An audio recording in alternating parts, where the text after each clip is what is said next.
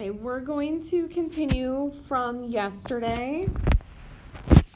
We talked about our ratios. So who can remind me what is a ratio? So a ratio is comparing two amounts, and a proportion are two equal ratios.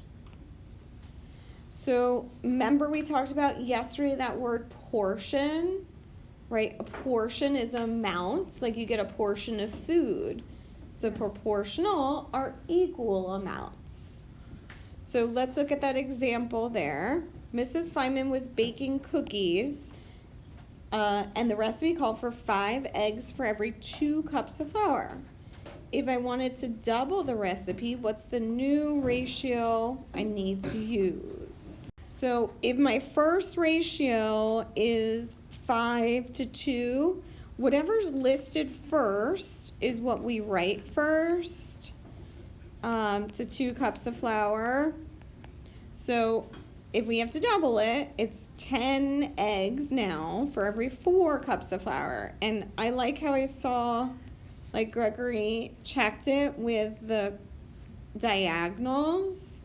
So remember yesterday how we talked about here, you can circle your diagonals and check your answer, right? 10 times 2 is going to get us to 20, and 5 times 4 gets us to 20. That's how we know that those two are equal. During Mrs. Feynman's last race, she jogged for 15 minutes. If the ratio of the time she jogged to the time she walked was 5 to 3, how many minutes did Mrs. Feynman walk? Everybody try this and then we'll check it. When you're looking at a question like this, the first thing you can do is write down the ratio that they give you. And remember, it's listing it as jogging to walking. So I'm going to write 5 to 3. Remember, it's easiest if you write your ratios as a fraction. And this is jogging to walking. So now I'm going to look up here, and they tell us that I jogged for 15 minutes. So I'm going to make an equal ratio or set up a proportion. So I'm going to put my 15 up top because that's where jogging is. I'm going to put a W here for walking because I don't know how far I walked. So now I'm going to look and see. 5 times what gets me to 15? 3. So whatever I do to the bottom, I need to do to the, right, whatever I do to the top, I do to the bottom. So now, how many minutes did I walk? 9. So another way that you could solve this is to use cross multiplying, right? This time we didn't have to, but sometimes you're going to need to do it. So what you do is you circle your diagonal here. What is 15 times 3? 45. And then I'm going to circle my other diagonal. And this has to also equal 45. So now 5 times what equals 45? 9. So I know my W, I walked for 9 minutes. You could also, if you couldn't get that math in your head, like 5 times what equals 45, you could always divide to find your answer, because sometimes you're not going to have whole numbers in your ratios.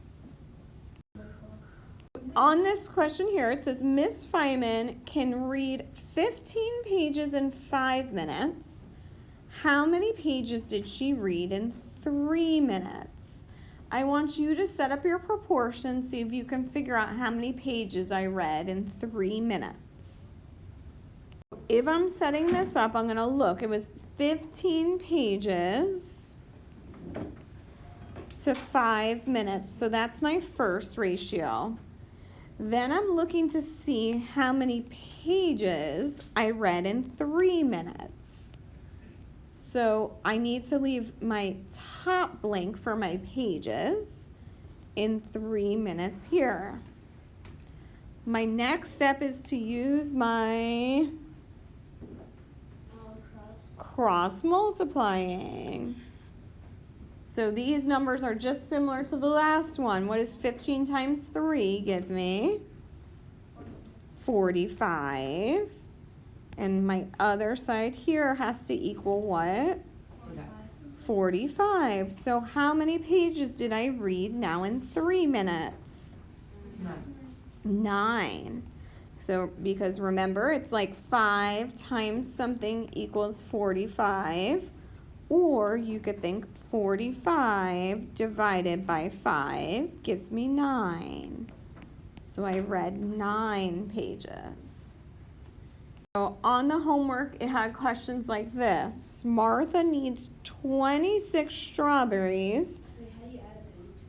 If Martha needed 28 strawberries for every 4 smoothies, now we need to figure out how many strawberries she needs if she has 3 smoothies.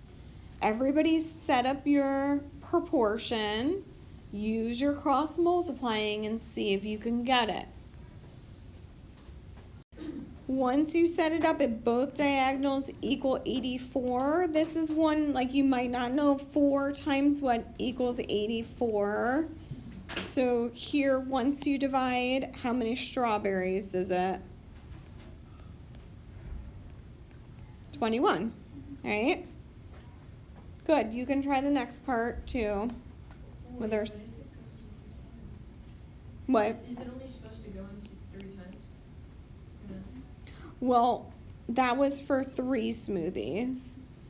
Oh, okay. Yeah, so now we'll do for 70 strawberries, how many smoothies? So we'll set it up again, our 28 to 4.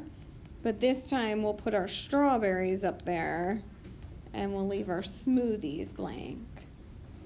So now I'll do the same, circle my diagonal. And then I know this side has to equal 280. Yep, this time we can make 10 smoothies. Good. Okay, so these we've been solving for a missing part in our proportion. We're also use ratios to compare different amounts.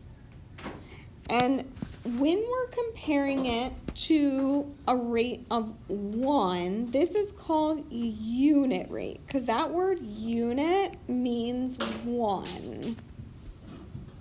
Okay, so anytime we're comparing it to one item, that's a unit rate.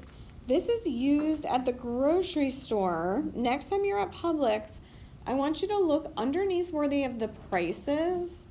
They'll list actually what's called the unit rate. So, for example, if they're selling 24 Gatorades for $6.89, they'll tell you the price of 1 Gatorade. So you can see, you can price shop. You could see, is it better to buy the 24-ounce bottle? Is it better to buy the 12-ounce bottle? Right? This is used a lot when you're shopping, the unit rate. So here's an example of shopping, right, with dish soap. So if we had our mini dish soap, whenever we're finding the unit rate, we always put the price first in our ratio and the amount you're buying second.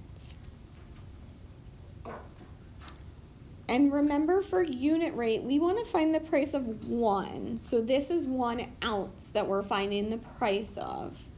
So I want to get to an equal ratio of 1. What do we have to do to get to an equal ratio of 1? Divide. Yeah. It's because 12 divided by 12 is 1. All right, whatever we do to the bottom, we do to the top. So this is where those skills that we worked on in the last unit with dividing with our decimals are going to pay off. So remember, 12 goes into 12 once, and my decimals here added up top. I'm going to subtract. So for the mini size, how much is it for 1 ounce? 10 cents. 10 cents.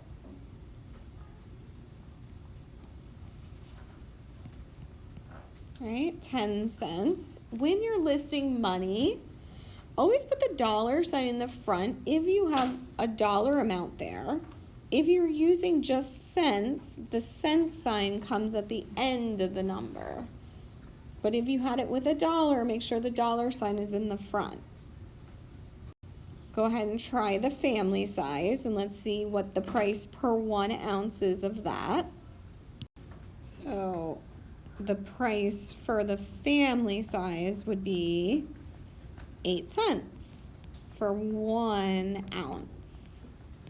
You could list it like that, or as 8 cents. Now let's try the economy and see. Usually that's the best bargain, but I don't know. We're gonna have to try it out and see. The economy is $3.60 for 40 ounces.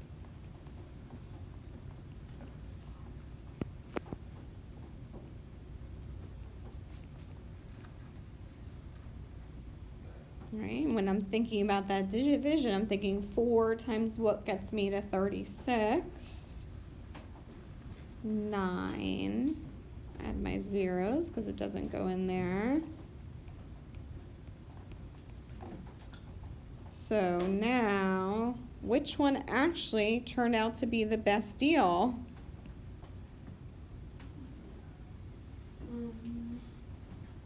Economy? The family, yeah. You would think economy would be the cheapest, but really family was the best deal.